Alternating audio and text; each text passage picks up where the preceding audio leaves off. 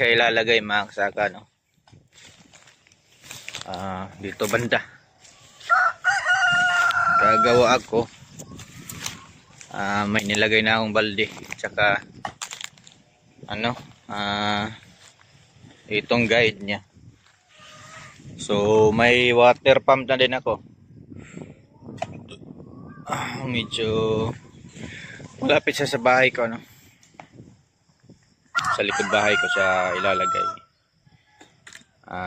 para naman malapit lang. So sana maging successful to, no, mga kasaka. So ayun mga kasaka, naghukay kami ng konti at saka nilagyan namin ng balde, para yung tubig dyan nalalabas dyan ay nagkanal na rin kami dito, ay dadaloy papunta dito sa aming hinukay, at saka pabalik-balik lang yung tubig, ano. Nilagyan namin ng balde para kahit papaano ay ma-filter niya yung mga putik at yung mga bato-bato, para hindi siya direktang mahigop ng ating water pump papunta naman doon. Ayun. So ayun mga kasaka, wala po kaming experience nitong paggawa ng poso, pero magpupursige na lang kami para baka sakaling magawa namin tong poso ng maayos. So yan yung setup namin, ano. So magsisimula na kaming magbaon ng tubo. So ayun mga kasaka, tara.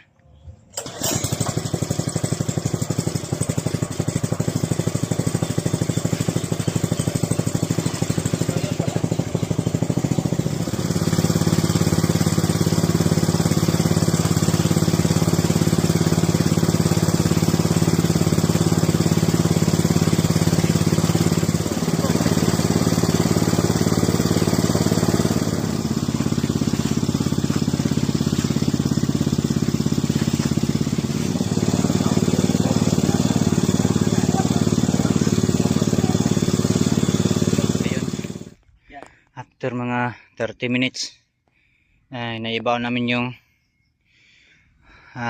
barina 10 feet. Dudugtungan na namin to mga kasaka mamaya. Nakain lang muna kami ng agahan.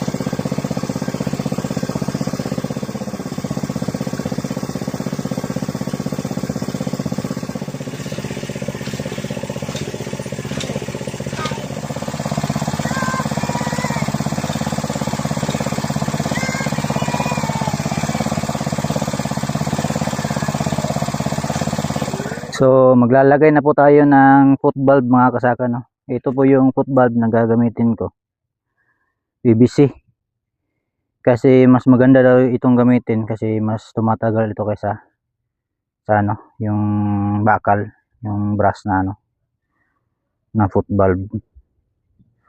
So PVC foot valve, saka mas mura pa ito. So ito na lang yung pinili kong gamitin. Ilalagay natin to dito mga kasaka, no. So nilagyan ko na pala ito ng teflon. Tamang higpit lang po tayo dito.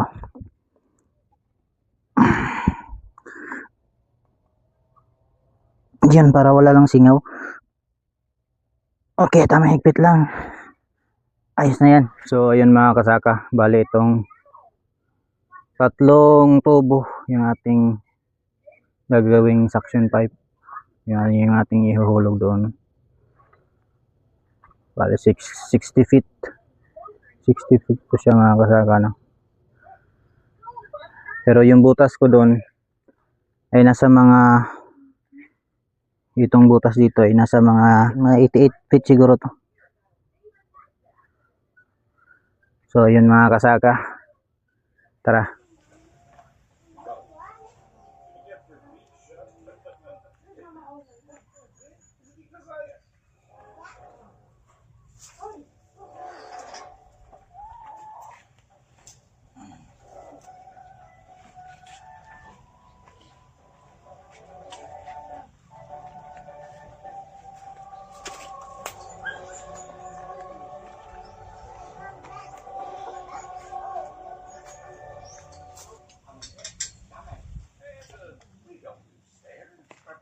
Dahan-dahan nating ibaba ang presyo ng bilihin.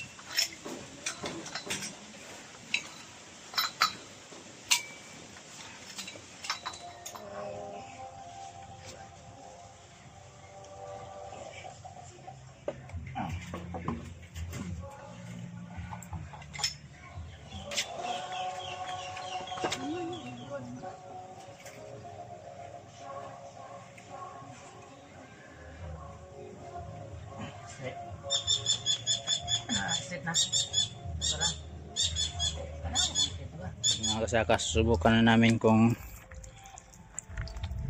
gagana ba itong aming DIY na water pump.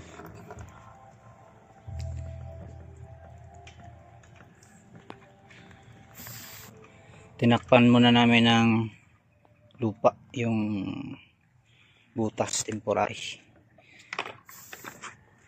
para hindi sumingaw.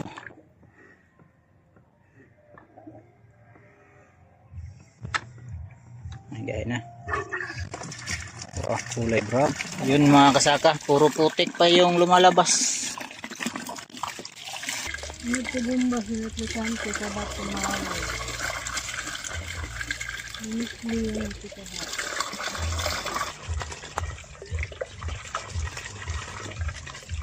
Mga kasaka no, gumana na po yung ating water pump. Kaya lang hindi pa ganoon kalinaw yung tubig.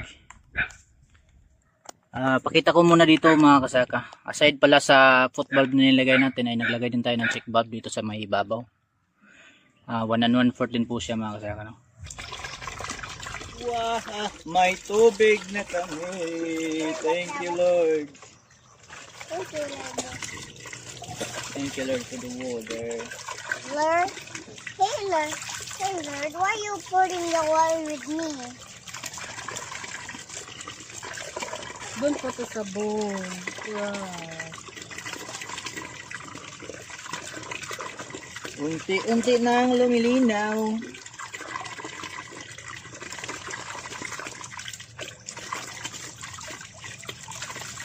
Yun mga kasaka, hindi pa tuluyang lumilinaw pero dinadayo na yung aking puso. Yeah, how about you? Kaligo, ikaw may kaligo dito. Ako nagbibomba.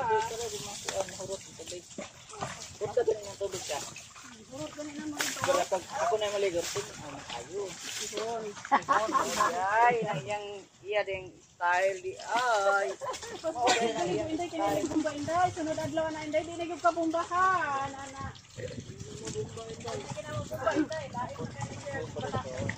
Tinaw naman di na lang niya bumbahan. Ingon na dai nagintay pupumbag imo sa pungkol ka. Sa lagi nagkabo sigurado tagi na kita kabo.